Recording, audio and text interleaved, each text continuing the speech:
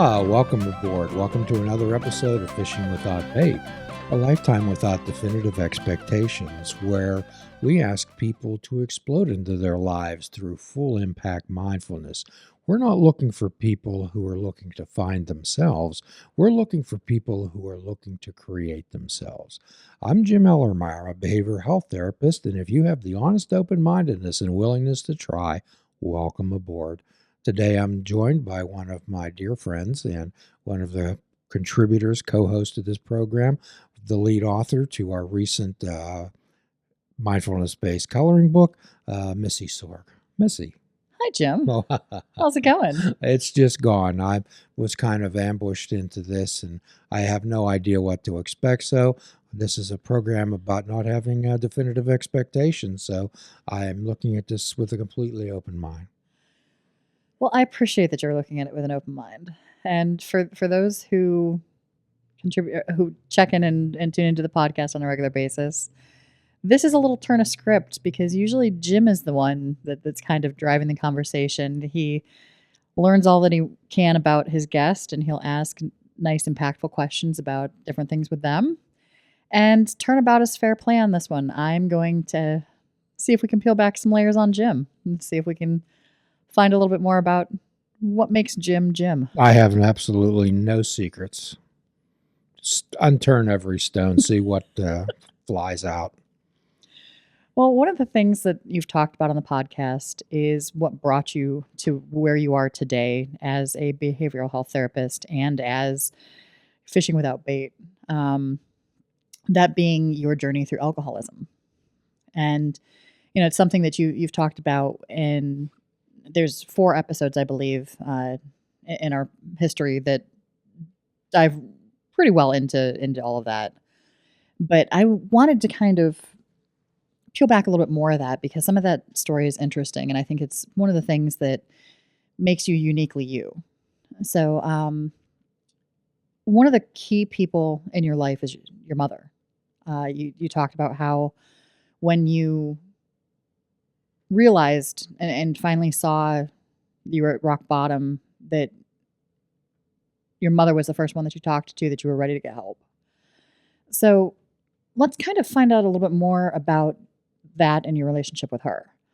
What are some of the most vivid memories that you have of your mother during your childhood, for instance?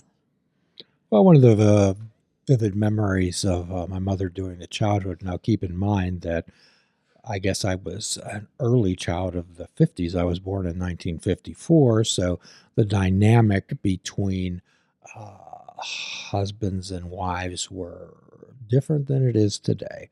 Okay, the idea then was behind every great man is a good woman, and I would have to say that my mother was a woman of great tolerance and acceptance and patience, as my father could be a challenging individual at times. I remember specifically the events that shaped my life and hers also was they owned a tavern, and as such, they spent a considerable amount of time there, and I spent a considerable amount of time with my grandparents, her mother and father, whom I called Nana and Papa. He was an immigrant from Italy. Came over here when he was 14 years old. Spent a lot of time with them. Well, one time I remember specifically we were in Florida visiting some relatives, and I remember being jostled out of my sleep. I was 7 years old. It was 1961, and I was taken to I remember being hustled into a car. We went to the airport. We got onto a plane, and we headed back to Pittsburgh. Well, it wasn't until I was slept the whole time because it was the middle of the night. So we landed at the Pittsburgh airport, and there was my father and my Uncle Tommy, my father's brother. And then I had found out that that night my grandfather, my papi, had been killed in a mining accident. So I had to rush back to Pittsburgh. And my mother never recovered from that. Uh, I don't know if she really had another happy day in her life. Uh, in fact, even she didn't want to have anything to be associated. The car that he had, she didn't want it. Uh, the grief was palpable, and I don't. There in today's America, we're not properly how to grieve, and back then it was even worse. It was get over it. But I specifically, remember we lived in a smaller house, but my grandmother, my nana, moved in with us and stayed with my mother until she passed away. And I specifically remember that. I specifically remember when my Uncle Tommy was killed in an automobile accident, and specifically her telling my father telling her, "I know how you feel now," and she says, "You'll never know how that feels." And like we talk about on this program, Missy, one of the most disrespectful things that a human being can say to another is, "I know how you feel." That's completely impossible. Everybody's pain is individual into themselves, and we cannot compare ourselves. One of the things we talk about on this program is avoid comparing, avoid criticizing, and avoiding complaining. So, as I was my mother's firstborn, she became extremely protective, particularly of me. Okay, my father could be more of a distant man. Again, being a '50s father, that was those people were expected to provide. They were providers. Okay, the mothers were the nurturers and the raised. The fathers were there for discipline purposes. There was discipline. So, and I watched my mother's descent into later in life, one of regret and a lot of things that she regretted in her life, and it was painful to see. But I was there for encouragement and support. As I've said in the podcast before, she was the last friend I had, and she wasn't too fond of my behavior. I learned that now. She wasn't. She loved me, but wasn't fond of my behavior. And there's a number of things I specifically remember. I definitely specifically remember the one about waking up out of a blackout in an automobile. And when you wake up out of a blackout, one of the first things you do, since when you're a blackout artist, you pick up and you try to catch on to the clues. You didn't want to tell anybody, "Oh, by the way, I've been comatose for a bit," which kind of clue me in. You listen to what's going on, you listen to the conversation, you see where you're at, you see how you're dressed. But I woke up in the passenger seat of an automobile, and it was night. And I'm thinking, yeah, this is something. So I looked to my left, and there was my mother. She's driving. And finally, I gathered up the courage to say, "Mom, where are we going?" And she said, "Well, we're heading to Pittsburgh." And I said, "Okay." I'm trying to piece things together, connect the dots. Well, let's see. I don't remember an anniversary. I don't remember a party. We're not dressed or anything. It's middle of the night, for God's sake. It's pitch black. So finally, I said, "Mom, why are we going to Pittsburgh?" And she just looked straight ahead and said, "I'm having you committed." So we pull up in front of Western Psych, and God, she was right. Okay, we can look at these things now and laugh. And in the 12-step world, we're the only people who can talk about these tragic events, and once we're distanced away from them, can laugh.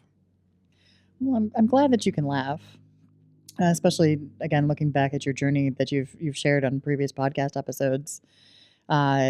You've had a unique experience with things. Now, obviously, the person that you are today, it's a building block of everything that's happened within your life, and you have a fond memory and such of your mother. It sounds like. So, what values, beliefs, or lessons did she pass on to you, whether intentionally or unintentionally, with your life? Well, one of the things that she passed on to me was to never give up. Okay, she would continue to encourage and support me. She never divorced me out of her life. She never threatened me with excommunication. She expressed her disappointment many times to me. However, she never cast me out or made me unwelcome. I was never shunned. I was never shunned by my family. I was never shunned. I wasn't a after the drug years were over, and I used a lot of drugs, but after the drug years were over, it was alcohol that destroyed my life, and I'll be glad to tell anybody that. But I wasn't an abusive drunk. I wasn't a physical drunk. I wasn't. I didn't curse. I really didn't use profanity, but I was just completely irresponsible, and I had just stepped aside from life. I was, as we've said in a previous podcast, all I was in life was a ghost you could see.